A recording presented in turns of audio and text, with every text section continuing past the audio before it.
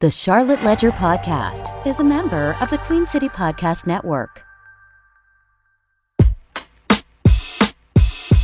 Hey, it's Tony Messia with the Charlotte Ledger, and you're listening to the Charlotte Ledger Podcast.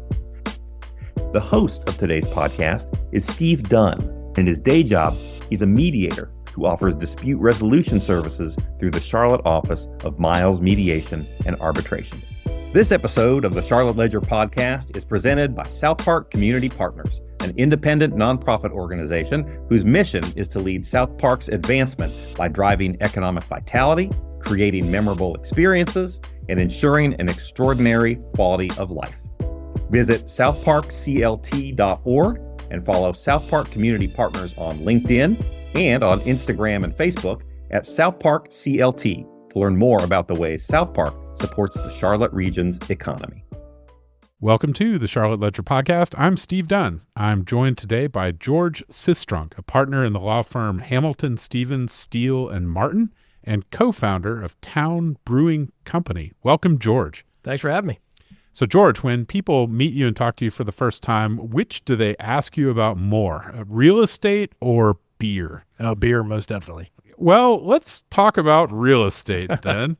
I am a lawyer myself. You are a lawyer who practices in real estate, and I wonder how you got into the field. And I'll set this up by saying that I took real estate in law school, and it was the last time that I thought about it or ever wanted to think about it. It was not something that resonated with me. But at the time, I had a friend who was a classmate who was in my real estate class and became really passionate about it. And I think he's a real estate lawyer to this day. He just loved every bit of it. And it was like oil and water for me, but it was like a magnetic attraction for him. And I wonder if it was like that for you, or if it was some other way that you managed to get into that field. It was absolutely not like that for me. For me, I got into it based on personalities. And what I mean by that was I didn't really have a direction exactly in law school where I wanted to go. And I clerked summer before my third year of law school, mixed different practice areas in that. Kind of enjoyed litigation, but didn't know that I would want to do that full time. And one of the firms I clerked with was Petrie Stockton at the time. It's now merged into Kilpatrick Stockton. Now it's Kilpatrick Townsend, I think.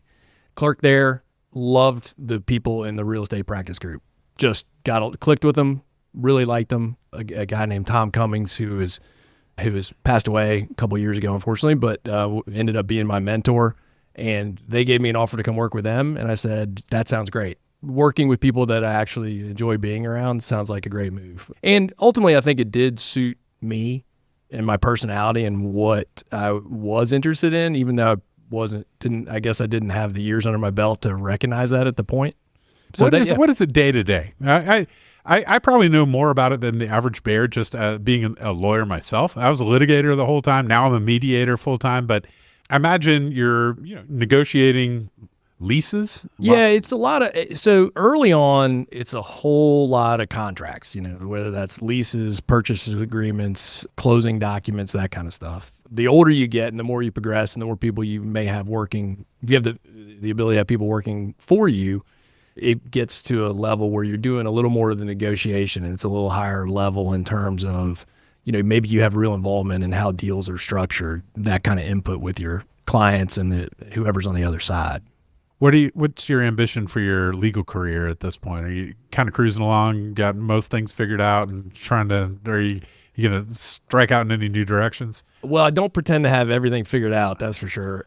No particular new directions. I really enjoy kind of the wheelhouse I have now of my client makeup. That's not to say I won't take more or seek more clients, just kind of the mix I have of, developers, investors, just the mix I have I enjoy right now. And so I feel like I've kind of found a spot that I like. So yeah, no wild hairs to go do anything crazy. Well, I'm not going to become like a patent litigator all of a sudden. No, you're not going to branch out anything like that. But you did at some point decide that it would be a good idea to start a brewery. Yeah. And so you have with other lawyers, by the way. Yeah. No need for any additional wild hair, because that's a pretty significant one. And we're talking about Town Brewing Company, which is your business. You got 3 other lawyers who are your partners in that, right? Well, we started as 4 of us total. One unfortunately passed away, almost 3 years ago now. So there's 2 others left. So 3 of us now. And this grew out of a home brewing hobby. It did. Right? And so did the 4 of you who were originally doing it, did you brew beers together? We did. We all had done it separately, brewing what's called extract brewing on a stovetop in the kitchen. And we all worked together, and we'd meet together for beers after work. And then somehow it came up that we all had home brewed together. And then we started talking about it. Oh, we should do it together. And then we did. So we built the brewing system that we had in my garage, and we'd maybe on a Saturday, or maybe we'd take off a Friday and have people come over and while we're making beer and drink beer. And that was the start. My wife was plenty patient with us to let us do that in the garage. Well, she was probably happy that you moved from the kitchen to the garage, because that's probably right. Well, let's talk about home brewing. I did some home brewing of my own over the years, and I think it might be interesting for listeners just to hear about the process a little bit, because I think a lot of people drink beer and enjoy beer, but it's probably a much smaller group who have ever actually tried to make it. So you mentioned extract brewing, and so what is that, and what's the difference between that, and did you eventually do all grain? We did, yeah. So the easy entrance into home brewing, as you know, is this extract brewing, which is it shortens the process of brewing. The all grain brewing that you mentioned, which is what we ultimately did in the garage, and what is done in every brewery, including ours, is where you take some type of malted grain, usually barley, soak it in water, steep it in hot water, basically making a porridge, and you're extracting sugar from the grains, because that sugar is ultimately used by yeast to make alcohol. The extract part is where they shorten that steeping process, and you basically get a can of syrup that you mix with water on your stovetop.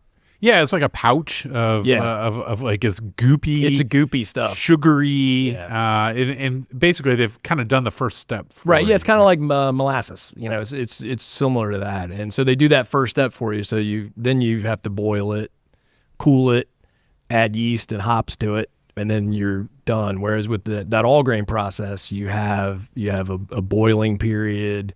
You still have the subsequent periods of the cooling, the addition of yeast and hops, all that kind of stuff. But you can make a drinkable beer with the extract brewing, and some that are actually kind of tasty, but you can't really refine it in any way, and you really can't get it. You can't get really up the quality ladder too much.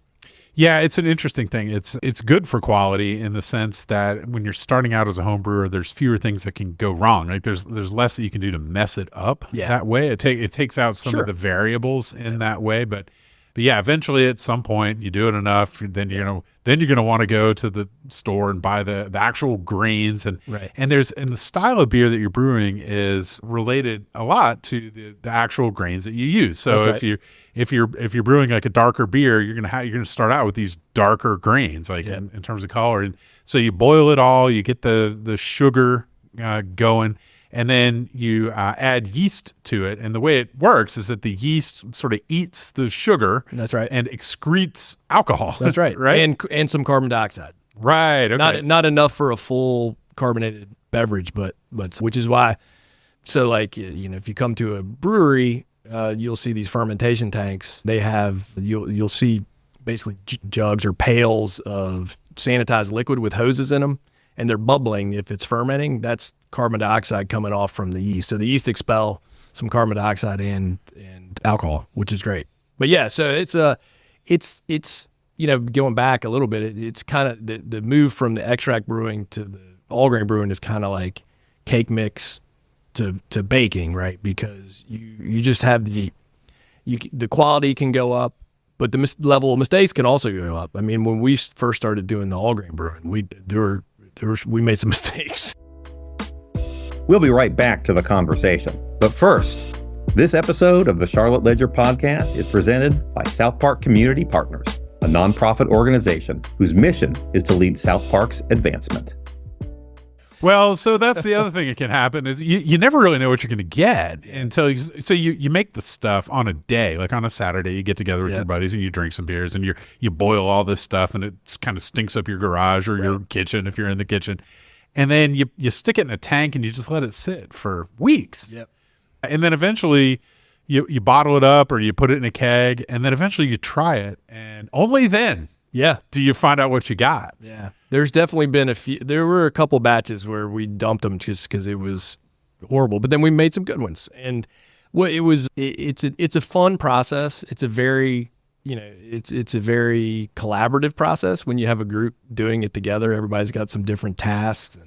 And as any brewer will tell you, it's 90+% about cleaning and sanitizing, because any kind of infection in the beer once after it's been boiled, you don't want it. Well, unless you're making a sour, but you're trying to actually make a sour beer, right? Which is there's a number of different bacteria. One's called lactobacillus, which is a souring agent that you can buy and inject on purpose.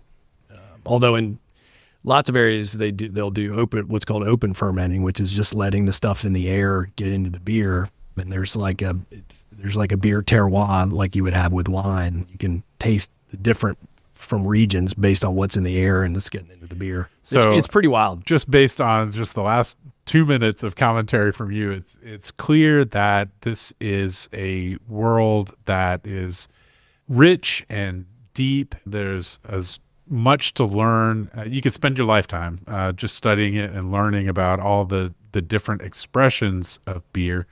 But a lot of folks just like to just drink it and just enjoy. I wonder if you, as a home brewer, had what I consider a near universal experience, which is of getting a little out on your skis in terms of adventurousness, in terms of the beers that you're trying to brew. I think there's a lot of people, they don't just start out and say like, I'll just do like a straight ahead wheat beer. You know what I mean? Like more like, no, I'm going to get like 5 pounds of cherries, maybe some birch bark or, whatever. Like, I think probably there were definitely times we did that. And a couple of times they were in that category of horrible that I mentioned. It's difficult when you start dealing with like fruit purees or any kind of actual fruit that you're putting in the beer. We messed around with some like bourbon soaked oak chips one time for a stout that we were making. And I think that one actually turned out okay, but it does allow, again, it's like cooking. It allows for so much expression and experimentation that as long as you're willing to accept that maybe this one isn't going to be the best, it's a lot of fun. I think it's fun that's how you progress, right? If you screw around with some stuff and take some chances, maybe you come back with something that's really great. I thought it would be a good idea once around Christmas time to sprinkle some birch needles and like a Christmas tree sort of flavored. I learned something. I learned 2 things. One is that just doesn't taste good like whatsoever at all. And 2, that birch a little bit goes a long way. And I think that's one of the things about brewing is that more is not always better. Right? Yeah, I think that is right. And it is. It's about knowing that. And at the time for us, there were resources, but probably not as many resources as there are now. You're trying to read these home brewing books about what works and that kind of thing. Well, you guys are sitting around having a good time making beer. Sometimes they turn out pretty good, sometimes less good. Somehow this turns into a brewery that exists today. Town Brewing Company in the Wesley Heights neighborhood. You made a business out of it. And this is something that I think a lot of people think about. I think a lot of people look at their hobbies and they think, I'd really like to do, whatever you're into, you think like, I could open a store that does that, or I could do this on a professional level. But you guys really did it and you're doing it now. And I wonder, what is that? Is it something about you or is it something about your passion? Like how do you go, how do you actually turn your hobby into a going concern? Yeah, boy, that's a great question. For us, it was a combination of things. One is I think we enjoyed the process and being involved in the making of it so much that it was a real push for us to take that to the next level. We were also, I think it's kind of like nature and nurture.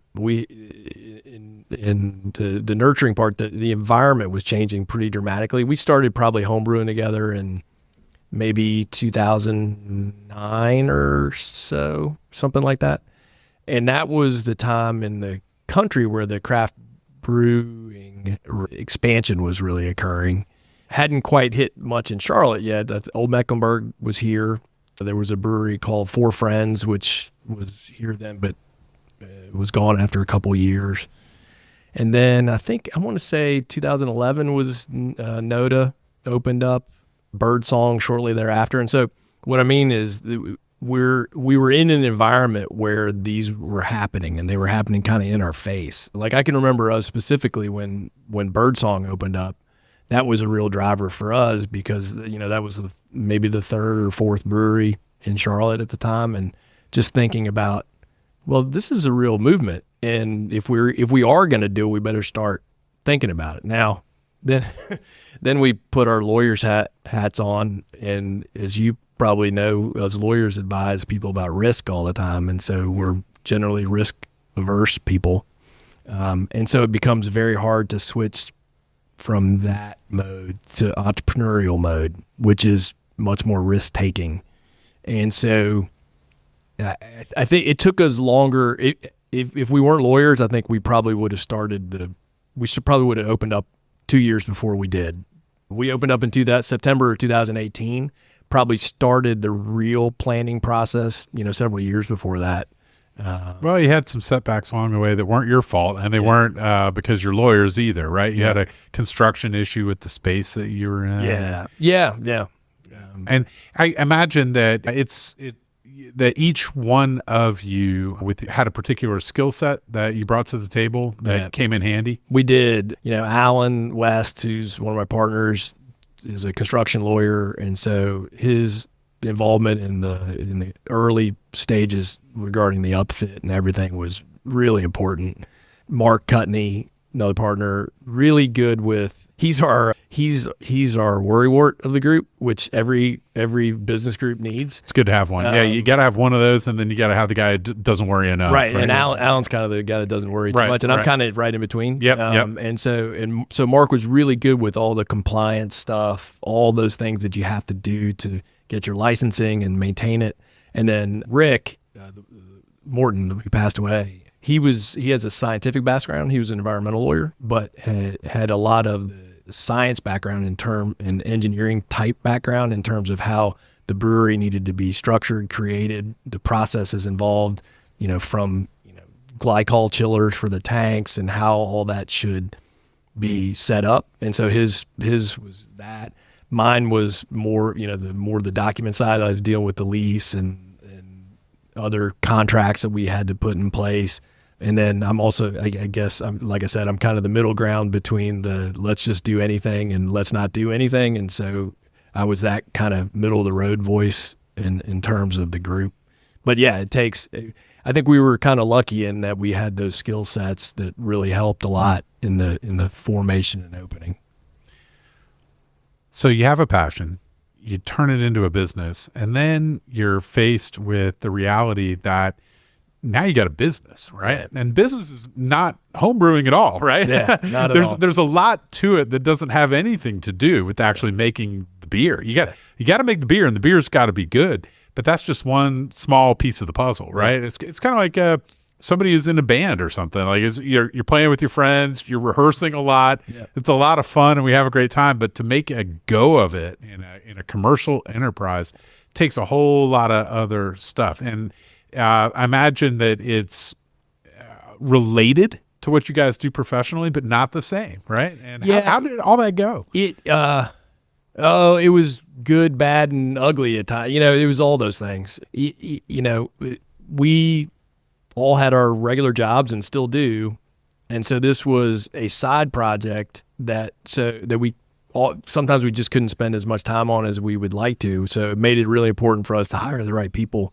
to be there, to be managers and staff. And we had some fits and starts with some of that. For the most part, we did pretty well from the beginning, but we went through, I think, 3 taproom managers pretty quickly. And that just takes a lot of time to deal with and get the right people, because in any business, but especially one where we're not there every day, it's really important to have people you trust. And so that was tough. But once we were able to build that management team like we have now, that is great. We had a management meeting. We have a monthly management meeting, and we were all there earlier today. And it's there's a lot of things going on that we want to know about, but don't need to have input on, which is exactly what we wanted. It's kind of where you want it to be. Yeah. Right? Yeah. And, but it's not to say, we're over any hurdles in terms of that, but we're in a good place in terms of that management level. It enables us to feel comfortable about not having to be there every day. Well, it never stops. It never ends. You got to, even when you're doing it well, you got to keep doing it well. Yeah. And that's a whole other sort of challenge, right? Yeah, absolutely. And it's, it is totally different. I mean, it's not totally different. There are similarities, but between working in and managing a law firm versus managing or owning, a brewery operation, which has, we have a kitchen. So you have kitchen staff, you have bartenders, and all. It's just a different set of expectations across the board. It's obviously a different outcome. So there's some similarities in terms of how you want to team build and how you want to create an environment that people want to come work in. But there's so much more, our customer facing stuff in the law firm. I'm a customer service guy, right? I mean, at the end of the day, us lawyers are customer service providers. I mean, I am to serve the client. And it's the same thing in the brewery. I mean, it's obviously it's a different procedure, different process, but it's the same concept there. And that helps a little bit to translate in terms of what we've seen over the years in our law firm, which is our bulk of our experience, is how you can team build and how you can create people that are focused on creating a customer environment. Is it as much fun as you thought it was going to be? I think so. I mean, I don't think I think we would all say this. We're definitely naive in the amount of time that it, particularly in the 9 months up to opening and the whole first year of opening. I think we were very naive in how much time it was going to take and how much involvement it was going to take. But I love walking in the place, have all the time. It's neat to see something that we were a part of creating that people are enjoying. I like that a lot.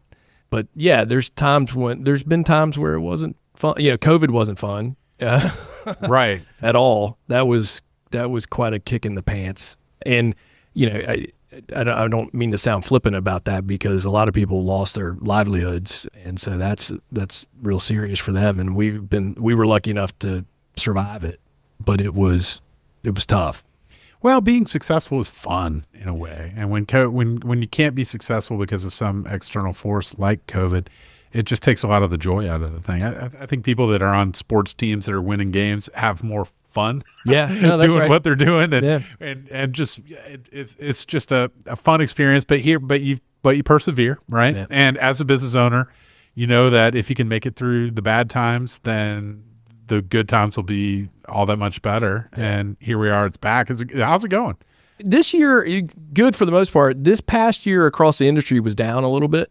I think there's a lot of different theories about that. There's a theory that there was kind of a COVID spike after COVID, people wanted to be out. And so lots of businesses like breweries and restaurants benefited from that. There's also some play with current drinking trends of younger folks, people in their 20s for the most part, and how, you see studies about them drinking less, but you also see studies about them drinking more, but differently, whereas, it used to be a little more focused on there. You'd have your beer drinkers and you'd have your cocktail drinkers and you'd have your other stuff. So it's an interesting year. This past year, 2023, it was down a little bit across the whole industry. And so trying to find some ways to adapt to that and continue to be fresh for the customer. We try to be pretty open and available to everybody. We're not targeting a particular demographic, but, I think the brewery industry for the most part, unless you're located maybe in South End, is definitely much more of late 20s and on. kind of demographic. We'd love to have the early to mid 20s at the place too, but I don't know that that's a group we'll ever continuously capture. So it's just there's a lot of that stuff where you're constantly trying to figure out like what's something we need to do to adapt to the changing whatever. Mm-hmm. Well, we at the Charlotte Ledger, we celebrate the over 40 community. You're one of the noteworthy over 40 individuals who's been the winner of the 40 over 40 award. You've been a lawyer, you've been a partner, you've been a managing partner, you've been a home brewer, you've been a founder, a partner in Town Brewing Company. You see people in the tap room who are younger than you are in a different place in their careers. I imagine you have an opportunity in your law firm to mentor younger lawyers and to talk to them. And as you reflect back on your own career and the choices that you've made, whether it's the best advice that you got from your own mentor or words of wisdom that you'd like to share with others, I wonder sort of what would you say to a younger version of yourself? Oh boy, that's a good question too. I will say one of the most practical pieces of advice I ever got early on as a lawyer was make sure you call somebody back within no more than 24 hours. Like, if it's the end of the day, obviously you can't call them back, but call them back quickly. And that was Ann S.H. I think, I'm not sure if she's practicing anymore, but that was one of the best pieces of advice I got. I'm just going to interrupt you right there and say same thing. Yeah. My senior partner, a guy named Phil Van Hoy, who has passed away. Yep. That was one of the first things that he gave me like 3 or 4 of these little nuggets. Yeah. And that was one of them. He's like, if you can call back same day, do that. Yeah. But if you can't call him back same day, then definitely next day. Yep. And you just kind of take it for granted. If that's the first thing that you hear and that's the way that you've always operated, you just think that that's just the way to operate. Yep. You don't realize necessarily that that's not the way everybody operates. It's been surprising over the years, and it just makes a big difference. Because going back to what I said earlier, I'm a customer service guy. Yeah. I mean, that's my job is to provide that service. So if I can't be responsive, even if it's just to, it doesn't have to be a substantive response. Just call them back and tell them you don't even have the answer, right? Right. Yeah. So I think that was probably the best practical advice I got early on, and I think has served me pretty well. Also just general, and this, I don't know that this was spoken advice. It was observed advice based on just treating people ethically and professionally, all across the board. I think you probably have a list in your head of people that when they're on the other side of something, something fishy is going to happen. And I do too. Everybody in town has that. And you just don't want to treat people that way. And I don't think it served the client best. And that kind of stuff translates to what I was talking about with the brewery or any other business. It's treating people with professionally and with respect, I think, is really important. Well, and it can be done. Yeah. I think that there's some cynical people out there in the world that think everybody's cheating, or they think that it's the way to gain an advantage or something. And I think it's important to reinforce for anybody who's willing to hear it that you don't have to. You can be perfectly successful and living a life professionally with integrity. Absolutely. And you can be successful professionally in that way. And I think in the long run, long term, you're actually going to end up doing better. Yeah, it's a long-term game, right? It's not a well, I won that one, what am I going to do to win the next one? It's about that consistent integrity, I think. So I think that's important. Words of wisdom. George Sistrunk, thank you so much for spending time with me today on the Charlotte Ledger podcast. Yeah, thanks a lot for having me. That's it for today. The Charlotte Ledger podcast is produced by Lindsey Banks. You can find out more about the Charlotte Ledger at thecharlotteledger.com. And you can find out more about our 40 over 40 awards at ledger40over40.com. This episode of the Charlotte Ledger podcast was presented by South Park Community Partners, a nonprofit who leads South Park's advancement by driving economic vitality, creating memorable experiences, and ensuring an extraordinary quality of life. QueenCityPodcastNetwork.com.